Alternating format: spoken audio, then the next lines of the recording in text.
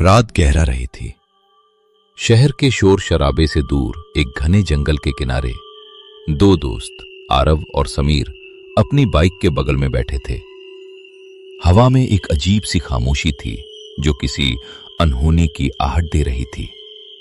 यार समीर, मुझे सच में यहाँ आकर थोड़ा अजीब लग रहा है।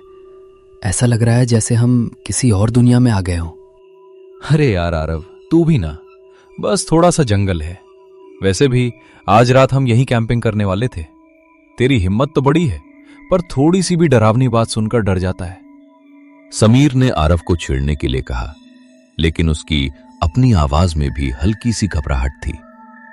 जंगल का अंधेरा उन्हें निगलने को तैयार लग रहा था। डर नहीं रहा यार, बस पता नहीं क्यों ऐसा लग रहा है कि कोई हमें देख रहा है। वो पेड़ देख, कितने अजीब लग रहा है रात में। आरव ने अपनी उंगली से घने पेड़ों की ओर इशारा किया, जिनकी डालियां आपस में उलझी हुई थीं, किसी विशालकाय जीव की काली छाया की तरह। अरे वो तो बस पेड़ हैं। रात में सब कुछ डरावना लगता है। चल जल्दी से टेंट लगाते हैं, अंधेरा और गहरा हो रहा है। दोनों ने मिलकर अपना छोटा सा कैंपिंग टेंट लगाया। आग जलाने की कोशिश की, लेकिन गीली लकड़ियों के कारण आग ठीक से जल नहीं रही थी। सिर्फ कुछ टिमटिमाती चिंगारियां ही आग की मौजूदगी का एहसास करा रही थी। यार, आग भी ठीक से नहीं जल रही। और देखो, वो क्या था? क्या हुआ? आरव की आंखें एक दिशा में जम गईं। जंगल के अंदर से कुछ पल के लिए एक अजीब सी हल्की रोशनी चमकी और फिर गायब हो गई। मैंने देखा समीर, एक रोशनी जैसे किसी की टॉर्च हो। पर इतनी देर से कौन जंगल के अंदर टॉर्च लेकर घूम रहा होगा? शायद कोई जानवर होगा, या फिर कोई और कैंपर। पर हमने किसी और के आने की खबर नहीं सुनी थी। समीर ने भी अब थोड़ी गंभीरता से जंगल की ओर देखा। खामोशी अब पहले से ज्यादा भारी लग रही थी। उन्हें लगा जैसे जंगल की हर आहट, हर सरसराहट उन्हें डराने के लिए ही हो। मुझे लगता है हमें यहां से चलना चाहिए। ये जगह ठीक नहीं है। अरे अभी तो आए हैं, और वैसे भी कहां जाएंगे? रात हो चुकी है। चलो बस थोड़ी देर और, शायद मेरा वहम हो। समीर ने आरव को समझाने की कोशिश की, लेकिन उसकी अपनी हिम्मत भी जवाब दे रही थी। तभी उन्हें दूर से किसी के चलने की आहट सुनाई दी। पत्तों पर किसी के पैर पड़ने की आवाज। सुना?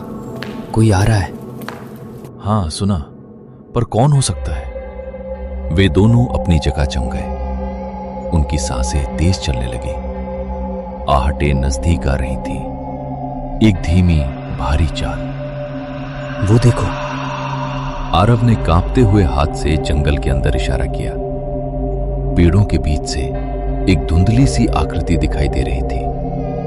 वो कोई इंसान नहीं लग रहा था, बहुत लंबा और अजीब तरह से टेढ़ा मेढ़ा। ये क्या है? मुझे नहीं पता समीर, पर ये इंसान नहीं है। हमें भागना होगा। इससे पहले कि वे कुछ कर पाते, वो आकृति तेजी से उनकी ओर बढ़ी। जंगल से अजीब सी चीख जैसी आवाज निकली, जो किसी भी इंसान की आवाज नहीं थी। आरव और समीर बिना सोचे समझे अपनी बाइक की ओर भागे। उन्होंने जल्दी से बाइक स्टार्ट की और जितनी तेजी से हो सके जंगल से बाहर निकलने की कोशिश करने लगे। पीछे से उन्हें वो भयानक आवाजें और कुछ टूटने की आहटें सुनाई दे रही थीं। मैंने कहा था ना, ये जगह ठीक नहीं है। हाँ यार, तू सही था। मुझे नहीं पता था कि ये सब सच होगा। वे दोनों बिना पीछे देखे तेजी से बाइक चलाते रहे। जंगल की सीमा पार करते ही उन्होंने राहत की सांस ली, लेकिन उस भयानक रात का खौफ उनके जहन में हमेशा के लिए बस गया था। उन्हें वो धुंधली आकृति और वो चीख कभी नहीं भूलने वाली थी, जो उन्हें हमेशा बताती रहेगी कि कुछ चीजें सिर्फ कहानियों में नहीं, बल्कि हकीकत में भी मौजूद होती हैं। कभी वापस नहीं आएंगे यहाँ। कभी नहीं। रात की खामोशी फिर से छा गई, लेकिन इस बार ये खामोशी उस जंगल के अंदर छिपे किसी अनजाने डर की गवाह थी, जो अब भी वहीं था, अंधेरे में दुबका हुआ। इंतजार करता हुआ।